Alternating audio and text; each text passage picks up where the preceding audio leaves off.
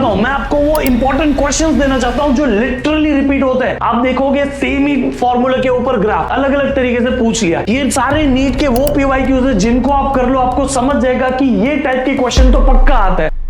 NEET की exam में physics बहुत प्रॉब्लम क्रिएट करता है, लेकिन अगर आप अंधे के माफिक फिजिक्स पढ़ोगे ना तो नीट में भी आपको फिजिक्स अंधा बना के रख देता है।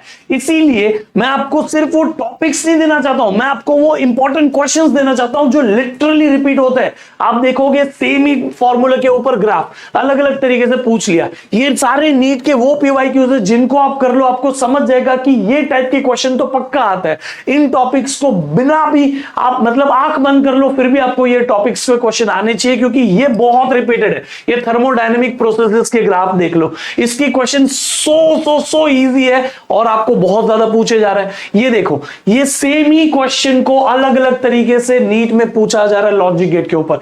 क्या ये नॉर से एंड बनाने का काम नहीं हो रहा है? क्या ये नैंड से और बनाने का काम नहीं हो रहा है? क्या ये और ये कुछ अलग है क्या? जिनको लॉजिक गेट आता है पता है ये एग्जैक्टली सेम है।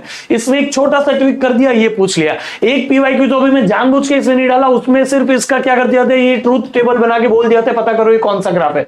तो ये आपको पता करना पड़ेगा भाई, वो कौन सा गेट है वो पूछ लिया था। ठीक है, तो ऐसे आपको मैं पूरा पीडीएफ दे रहा हूं पोटेंशियल के ऊपर, एलसीआर सर्किट के ऊपर, किसके ऊपर कैसे क्वेश्चन आते हैं। लेकिन आप उसके पहले ये समझ लो, लॉजिक गेट 24 क्वेश्चन है, पिछले 12 साल में 24 क्वेश्चन। डू यू रियलाइज हर साल 2-2 क्वेश्चन इस इजी टॉपिक से बन रहे हैं। आपको ये टॉपिक तो आना ही आना चाहिए। यहां पे भी देख सकते हो एरर्स, पिछले 12 साल में 21 क्वेश्चन बने इसमें से। यानी कि ये जो मैं टॉपिक्स की लिस्ट दे रहा हूं, this are the most repeated topics. इनमें भी किस टाइप के टॉपिक्स मतलब क्वेश्चन पूछे जाते हैं, उसके लिए मैं आपको ये पूरा पीडीएफ दे दूंगा।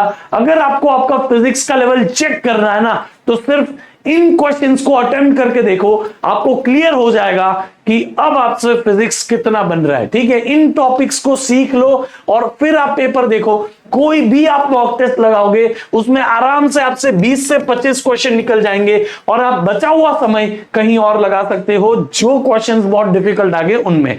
तो प्लीज ये Bohr model of the hydrogen, the line spectra, इनके 25 क्वेश्चन पूछे गए कुल मिला के पिछले 12 साल के अंदर। आप देखोगे यहाँ पे ये आपको तो बता दिया डी ब्रॉगली। ठीक है, मैं यहाँ पे आता हूँ, ये हाइड्रोजन स्पेक्ट्रम के ऊपर क्वेश्चन, फिर यहाँ पे हाइड्रोजन स्पेक्ट्रम को डी ब्रॉगली के साथ क्लब कर दिया।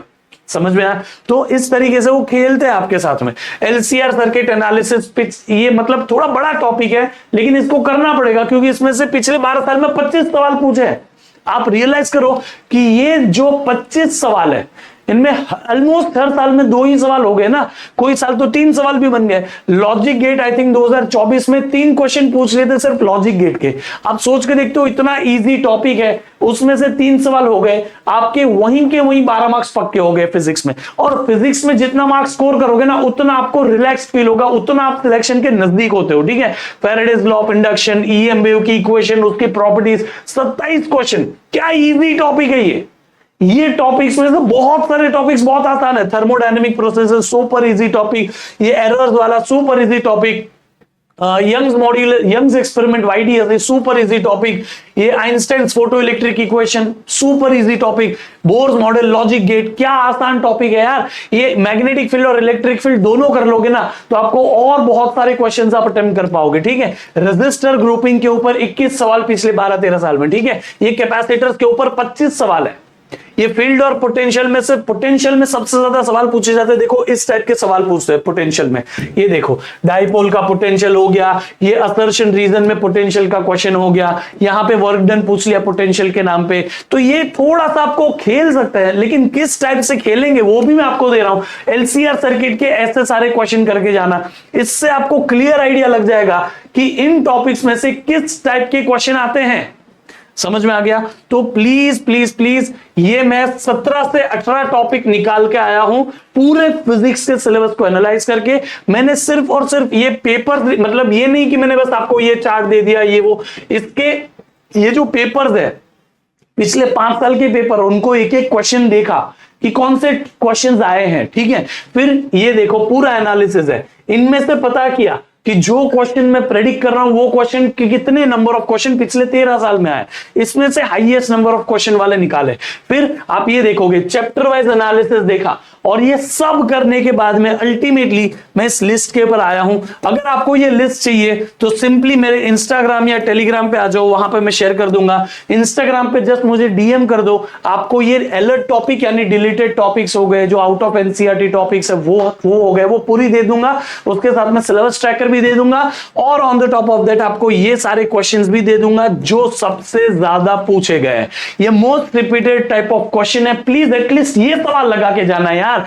बाकी आप लोगों को ना अच्छे से समझ जाएगा जब नीट का पेपर आपके सामने आएगा ना कि ये टॉपिक्स कितने हेल्पफुल निकले। ठीक है, तो प्लीज गलती मत करना इस चीजों में, इन टॉपिक्स को अच्छे से कर लेना, स्क्रीनशॉट लेके रख लो और मैं आपको वैसे ही ये पीडीएफ दे दूंगा। जस्ट मेरे टेलीग्राम और इंस्टाग्राम पे आ जाओ। ये रहा मेरा टेलीग्राम और इंस्टाग्राम आईडी, ये रहा इंस्टाग्राम और ये रहा टेलीग्राम। ठीक है, तो मिलते हैं वहां पे। बाकी इसी तरह से पढ़ते रहो। We are launching a great series very soon. Are you guys excited for it? मजा आने वाला है, आपकी नीट की प्रिपरेशन को एकदम बदल के रख देंगे। ठीक है, चलो bye, see you, take care, love you all.